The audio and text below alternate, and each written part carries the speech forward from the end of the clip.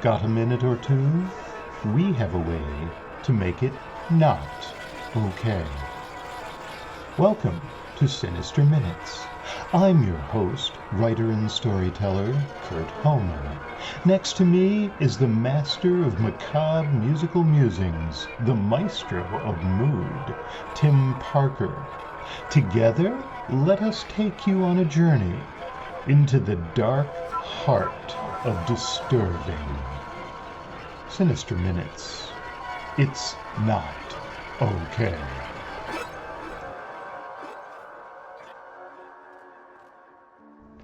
Sinister Minutes features tales that include disturbing content. That's intentional.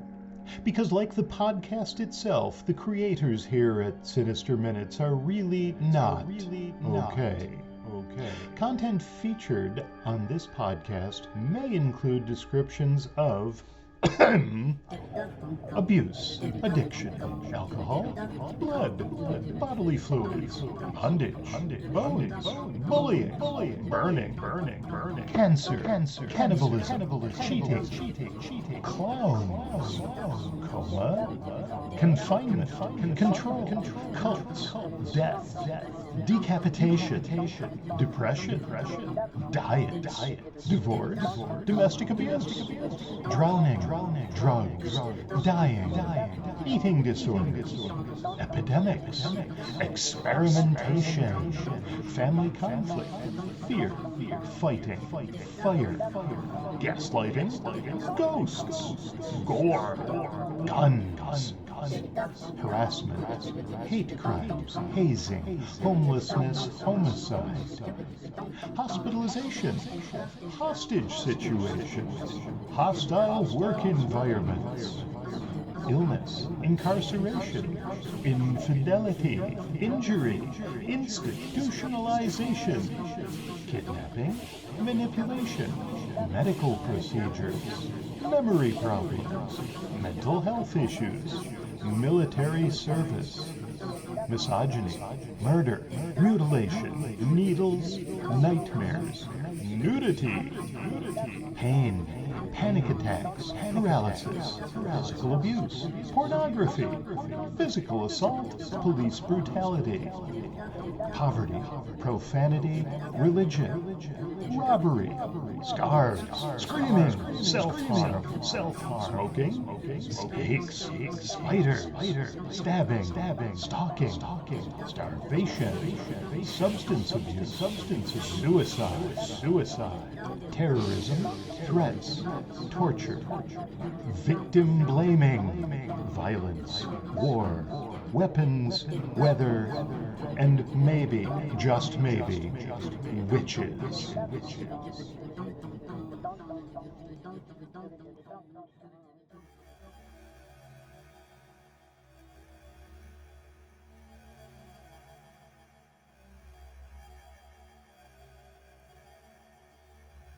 Welcome to another episode of the Sinister Minutes podcast. Today, Tim and I are busy raking leaves into piles. Piles large enough to hide in. Piles large enough to hide bodies in. Of course, we would never do that. We like to keep our bodies on display, right in our front yards, out where everyone passing by can see them. So what do we hide in those huge piles of leaves? Well, there's only one way to find out now, isn't there? Go ahead. Just jump right in. You know you want to. There might even just be a surprise waiting for you there. In this season of trick or treat, could you do us a proper treat and just leave us a nice review or rating? Apple, Spotify, wherever you listen to your podcasts. I mean, you could skip giving us that treat, but that means we get to play a trick on you. Is that really a chance you want to take? We didn't think so. Of course, anytime you'd like to reach out to us directly, you can always find us on Facebook under Sinister Minutes, or send us an email via sinisterminutes@gmail.com. Today's episode of Sinister Minutes features a tale inspired by Edgar Allan Poe, a tale that taps into Poe's love of fine vintages. Guest author Kerrie Strong has given us a tale that provides a delightful mouthfeel and a finish that we think you'll find to be full-bodied, if slightly tannic. A tale she calls A Carafe of Cabernet. A little later, in addition to providing the creepy, wonderful music that tracks the story, Tim will be sharing an original composition, a little something called Dead Gentleman Caller. Music that we're quite certain will keep you mindful the next time you hear a knock at the door. Whatever visitor is out there, tapping at your chamber door, it's highly likely that they are most definitely not okay. A Carafe of Cabernet. Written by Kerrie Strong. Narrated by Kurt Homan. The steep peak on the farmhouse's largest gable is the first thing I see as I drive up the lane. The house was built before the town was settled, and it is beautiful, ancient, and regal. Outside the fenced-in area is the woods, part of the forest that had been cleared to develop the land, and through the remaining woods, I know there is a pond. In the backyard will be a playset, and a patio decorated just so with strings of light overhead. From the front, the house appears welcoming. That is Harmony's entire focus, after all, appearances. The wraparound front porch shows rustic posts, original to the home, standing out from the white siding. As they are supposed to, it's all done for show. But underneath the surface, it's still an amazing house, and once again I feel a pang of envy as I park and approach the door. The porch swing sways, its chains not even squealing a little bit. They wouldn't dare, not in Harmony's home. Even the inanimate objects here know the importance of image. Pillows are casually arranged across the seat, with a throw, hand-knit I'm sure, draped over the back, as if someone has just gotten up from an afternoon nap and tossed the covers aside. I roll my eyes at the thought of how long that effect must have taken. I reach toward the button on the doorbell, pull back, and then clench my hand into a fist and rap on the door instead. A doorbell is intrusive. It echoes through the house, even one this massive, calling the inhabitants to drop what they're doing and answer the bell. A knock, even a firm one, says, "Hey, I'm here." And I don't want to be here. So if Harmony doesn't hear me, I can just turn around and leave.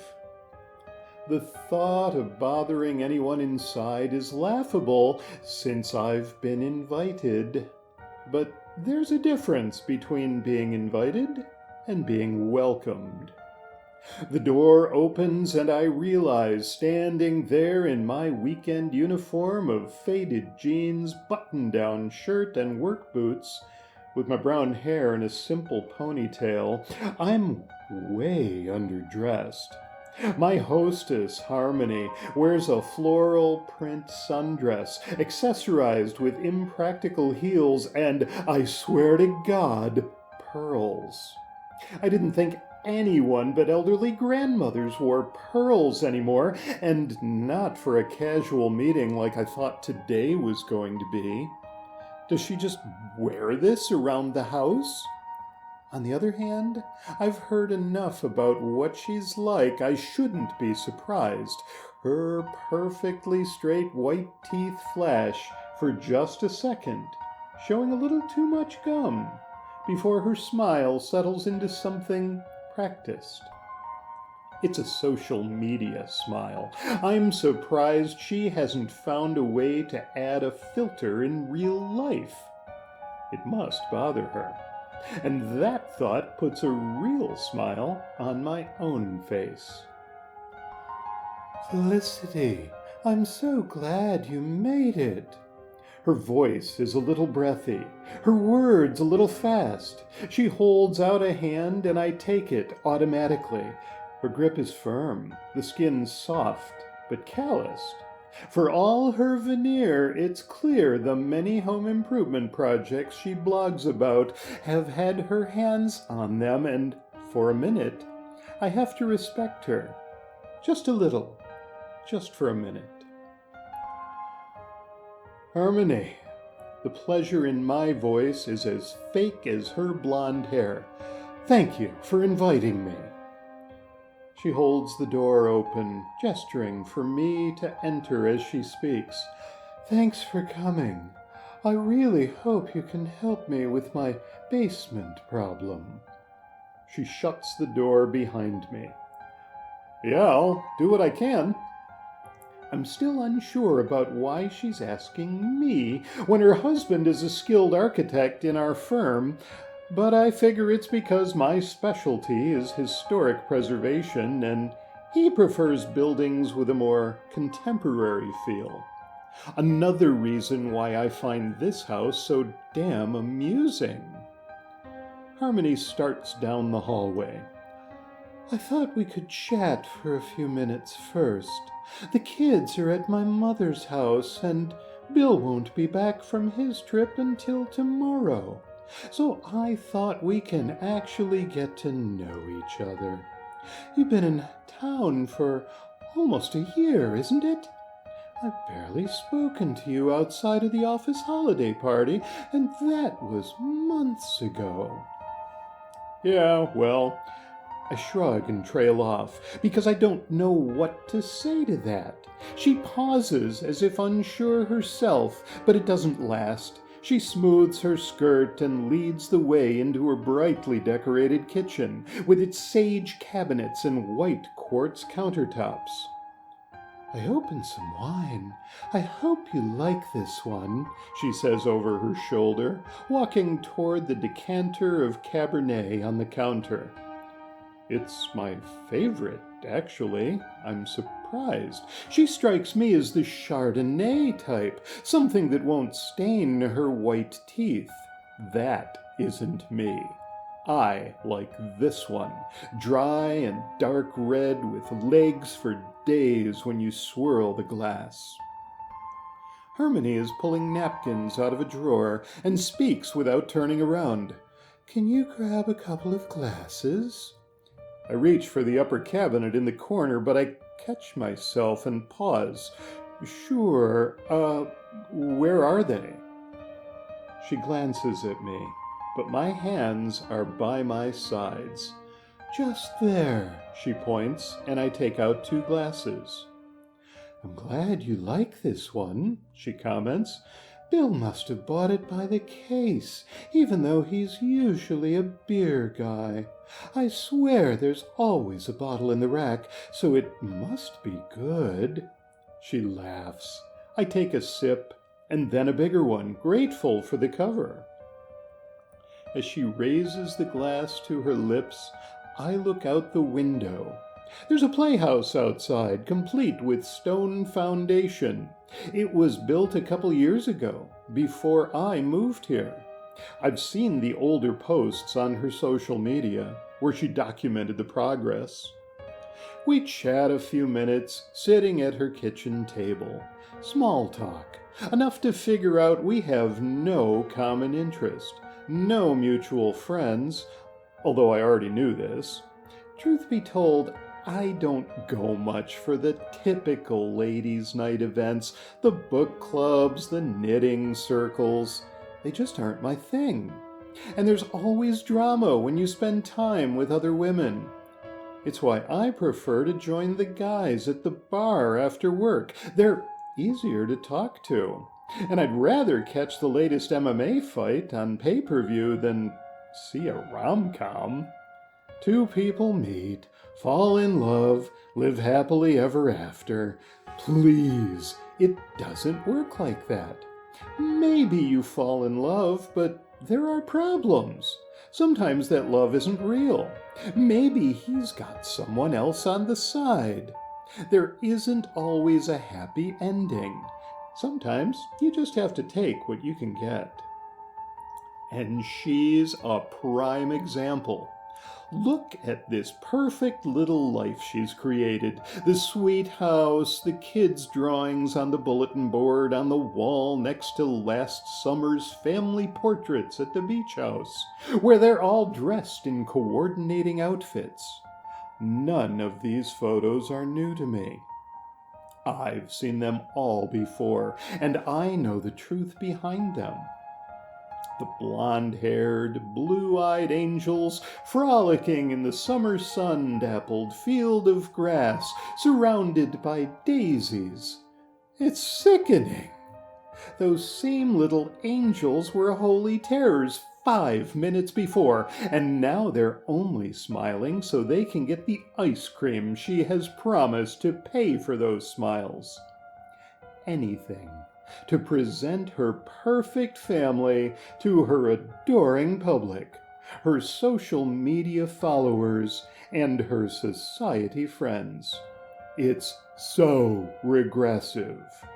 Like she set us all back a couple of generations. Meanwhile, women like me have had to fight for respect to be allowed in spaces like the one I work in. I swallow my anger and realize I've finished my wine. She glances at my glass. Would you like a refill? I accept with relief. I try to hide. She tops off my glass and I down half in one gulp, hoping to calm my speeding heart rate. I feel trapped here in this house, and I'm beginning to think coming here today might have been a mistake. So, Felicity, are you seeing anyone? Oh, no way. It strikes me then I can't do this. I can't have this conversation. I peer at her over my glass, but the question seems genuine. Her hands are in her lap, her smile easy, relaxed. So I feel like I can answer.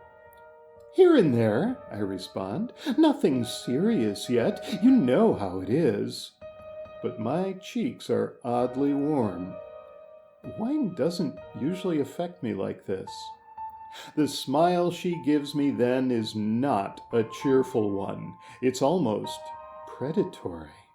She leans forward, and I can't help but lean away. No? Surely a lovely woman like you must have someone. I shake my head. No, I'm pretty busy with work. I've got a couple big projects in town. She holds my gaze for a moment longer. Long enough. Well, speaking of which, she begins, setting down her glass, let's talk about why I asked you to come over. I have a little DIY project I'm working on downstairs, and I would love your input, if you don't mind. Bill has his thoughts, but you know how he is. She flips a hand in the air. I think you're the expert on this topic. Fabulous. Let's keep busy and change the subject away from my love life before I say something I shouldn't. Absolutely, I say, standing. Let's go. I walk out of the living room toward the basement, my hand on the doorknob before I realize what I'm doing. That I shouldn't know which door is which is the closet, which is the powder room. Where are the stairs leading up to the master bedroom that's painted a serene blue and has a bed topped with 10 throw pillows that are all tossed to the floor before you can fall into bed? I step aside, try to smile, but she breezes by me, opening the door and walking downstairs, flipping on the light as we go. She must not have noticed my mistake. Her step is lively, like she has more energy than she did upstairs, or is that just my imagination? It's like she's had no wine at all. Meanwhile, I'm lagging a step behind. I have to hold the handrail. The wine has gone to my head, but I'm struggling to hide it. Downstairs, I see the trappings of family, of home. Half the basement is finished, a little den set up with a sofa, chairs, and a big screen TV. This is Bill's space, his man cave, although I hate that term, the only part of the house truly his. The only space she will allow him, and you can tell. It looks different from the rest of the house, with its sparse decor and leather upholstery and recliners that might not look magazine-ready, but are perfect for kicking back in. Feet up, beer in hand. They're large and sturdy enough to fit 2 people. The far wall has a fireplace, one she installed with her newly acquired masonry skills she posted about 2 years ago. It was quite the project, and she even had the local home improvement store sponsor it and provide the materials. The entire back wall is brick, unadorned and solid, lending the feeling of a prison to this small space. But it's still a quality job, and I grudgingly admit when I'm living here, I'll be glad it's been done. The other side of the basement is unfinished, supported by the original stone, and despite the dirt floor, it doesn't feel damp like you would expect. Here there are plastic totes holding Christmas decorations, outgrown baby clothes and high chair and crib and other baby supplies that won't be used again. But she doesn't know that yet, so she hangs on to them. In the corner by the crawl space sits a pallet of bricks, along with tools and mortar mix, ready for her next project. She guides me in that direction. This is actually why I invited you here today. I'm closing off this crawl space. I added some insulation, but it's under the old part of the house, and we have plenty of storage out here. I don't want to have people going in there when I need something, so I'm just going to wall it off to keep the kids out. But I wanted your expertise on the structure. Is there any reason why you think I would need to leave it open? This strikes me as odd. Something Bill could have helped her with, but to hear him talk lately, I think he's avoiding her as much as possible. She seems pretty clueless, the happy homemaker tinkering with her DIY projects and her online presence and posing her polished children who only uses her husband to look the part. They're not happy. Once she's out of the marriage, even she will realize it. He will be better off with me. For a flash, I think I see anger in her Botoxed expression, and I wonder if I spoke out loud, but no, I wouldn't do that. I'm sure of it. I set down my now empty wine glass and duck so I can enter the crawl space. Harmony is poised as if to help me. Does she think I need it? Am I clumsier than usual? Or is it just the wine? She hands me a flashlight, and as I crawl inside, I shine it around, peering at the joists in the ceiling above and the corners. It's close in here, and cold. and suddenly I'm exhausted. I lean against the damp wall. "It looks good," I manage. I laugh weakly. "Wow, I guess I had a little too much wine." Harmony smiles at that, and it occurs to me this might be the first real smile I think I've ever seen on her face. She looks pleased, satisfied. I have the feeling it's an expression that doesn't appear on her face very often. "It's fine," she says. "Take a minute. Catch your breath." She begins pouring water in a bucket and adding mortar mix. The sound of her stirring it is soothing. I close my eyes for a minute just to rest. When I open them, there are 2 rows of bricks along the base of the opening, and she's squatted down, adding more mortar along the top. "Oh, what?" As if she doesn't hear me, she says, "I'm sorry your plans aren't going to work out, Felicity. They never do." In the weak light from the flashlight, I see her glance at me. "Oh, did you think you were the first?" She tilts her head toward the brick fireplace on the other side of the room, the one she built herself, and a chill that has nothing to do with the cold concrete I'm sitting on begins to seep up through my bones. I try to speak, and I can't. I gasp and look past her at my empty wine glass, and her full one, untouched. "Hemlock," she supplies, catching the direction of my gaze, but never missing a beat in her work.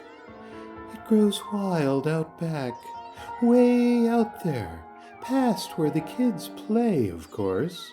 She laughs as if making some kind of joke, as if suggesting that her children accidentally ingesting the poison she slipped me is amusing. "I knew you liked this wine. I knew it when he bought a case of red I would never drink. And when I came home from weekends with my parents to find the empty bottles in the recycling bin. He doesn't really like it either, you know." She pauses, resting her arm on her knee, trowel held loosely in her hand. "He loves us, though. When you're gone, he'll remember that again. He did last time. Things will be better again, at least for a little while. And then, if he forgets again..." She adds another brick on the mortar she's just spread. "Well, I'll come up with a plan then, too." I blink, and the wall is almost complete. I can't see her anymore, but I can hear her. I think she's been chattering away the whole time I've been asleep. I see her peek through the remaining space. "Don't worry. As much as I would like to hurt you, I won't. It's painless. Either the hemlock will suppress your respiratory system, or you'll run out of air. But either way, you'll just fall asleep. I'm not sure which. This is the first time I've used it, to be honest. Too bad I can't post about it." Her voice is calm, practical. She almost sounds sane. She slides the last brick into place. I think about her husband, their children, left with this madwoman. I am the only one who knows what she is capable of, and yet some part of me still refuses to reconcile what is happening. This can't be real. This is some gothic horror novel stuff, not something that happens today. I can hear her moving around on the other side, and I keep expecting her to knock down the bricks, for Bill to come in, but no, he's out of town. The kids are gone. There's no one here, and I know now she planned it that way. Then I hear nothing. I don't know how much time passes. I stop imagining my rescue. I know it won't happen. And a peace settles over me. Acceptance. Now that the panic is gone, I can think clearly. And then I begin to laugh when I realize her mistake. She tried to get rid of me, to keep this happy home all to herself, but she failed. Because here's the funny thing, I'm still a part of it. Every day she putters around this house, she'll know this house is mine now too, and I'll be a part of it forever.